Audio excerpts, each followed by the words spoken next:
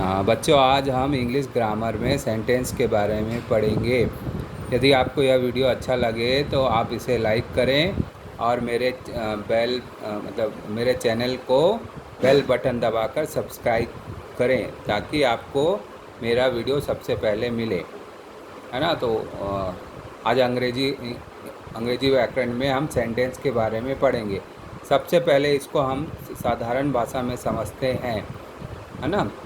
जब हम नर्सरी में भर्ती लेते हैं तो सबसे पहले हमको वर्णमाला सिखाया जाता है, ना कि वाक्य बनाना सिखाया जाता है। उसी तरह से जो सेंटेंस या वाक्य होता है वो शब्दों का एक समूह होता है जिसका कोई अर्थ होता है। कहने का मतलब ये है कि शब्दों का एक समूह जिसका कोई अर्थ है उसे हम वाक्य कहते हैं। यदि हम इसे इंग्लिश में समझना चाहें तो हम कह सकते हैं कि a group of words that makes complete sense is called a sentence। शब्दों का वह समूह जिसका कोई अर्थ होता है उसे हम वाक्य कहते हैं।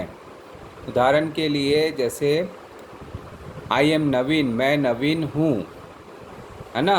दूसरा है जीत इज़ माई ब्रदर, जीत मेरा भाई है ना। इस वाक्य से ये समझ में आता है कि जीत जो है वो मेरा भाई है।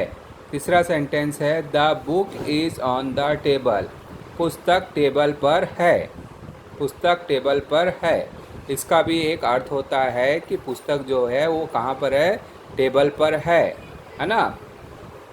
All this group of words make complete sense and are called sentence, है ना।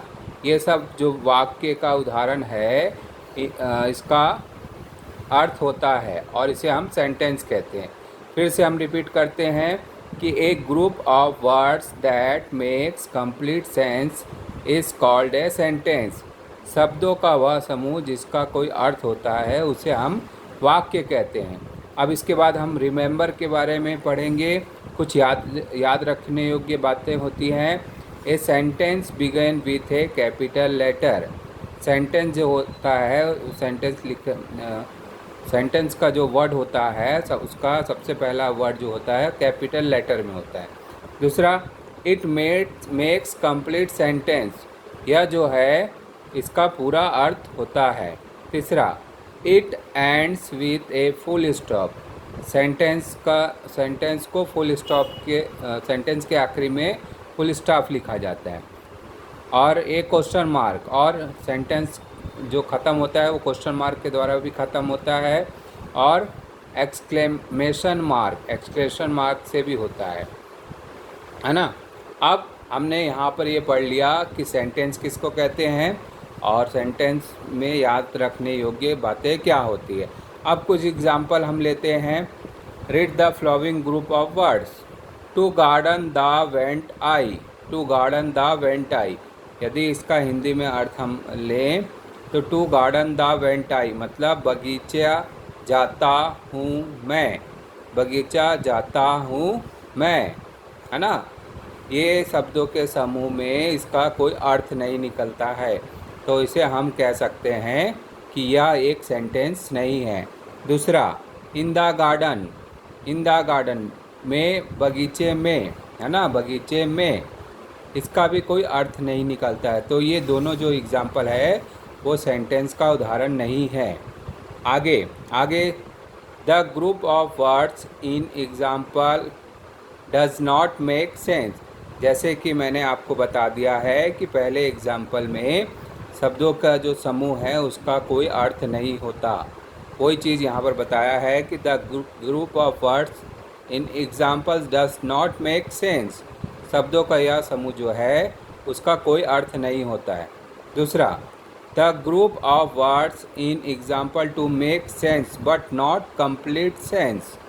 जो दूसरा एग्जाम्पल है वो दूसरे एग्जाम्पल में वो उसका अर्थ तो होता है पर वह पूरे वाक्य को नहीं बनाता, पर वह पूरे अर्थ को नहीं दर्शाता।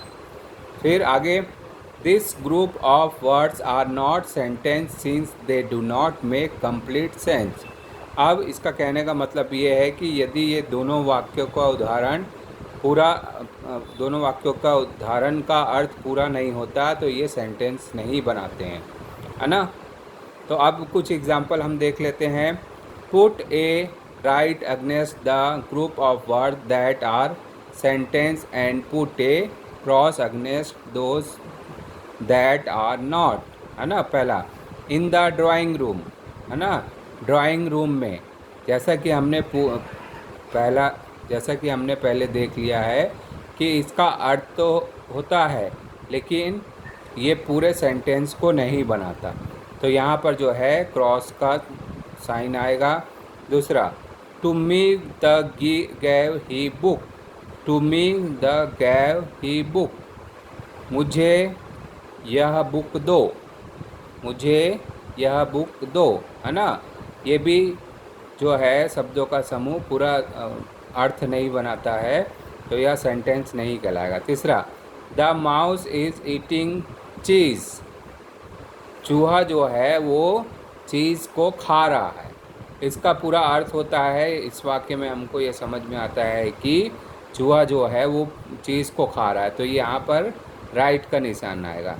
चौथा, लेफ्ट द फील्ड, है ना, जगह से हटो, है ना। ये भी जो है ये सेंस बनाता है लेकिन ये पूरे सेंटेंस को कंप्लीट नहीं करता, तो यहाँ पर क्रॉस का साइन आएगा।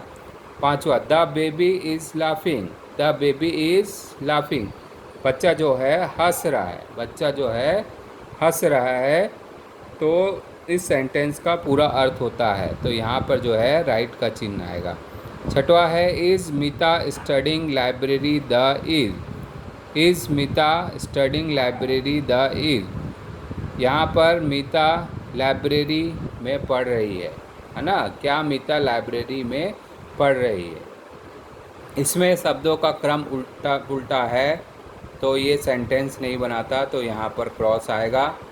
सातवां है, द पेन बिलोंग टू महिमा, यह पेन महिमा का है, यह पेन जो है महिमा का है, ये इस सेंटेंस का पूरा अर्थ होता है, तो ये जो है यहाँ पर राइट का चिन्ह आएगा।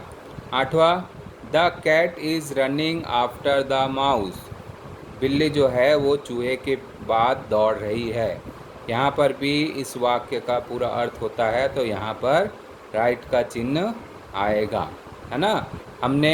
हमने यहाँ पर सेंटेंस के बारे में, सेंटेंस किसको कहा जाता है, सेंटेंस में याद रखने योग्य क्या बातें होती हैं, है ना।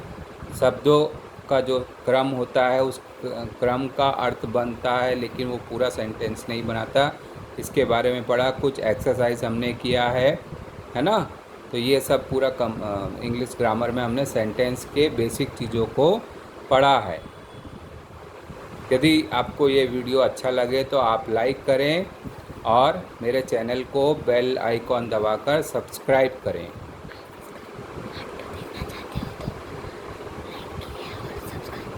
हाँ, यदि इसका आप पार्ट टू देखना चाहते हैं तो वीडियो को लाइक करें और मेरे चैनल को बेल बटन दबाकर सब्सक्राइब करें।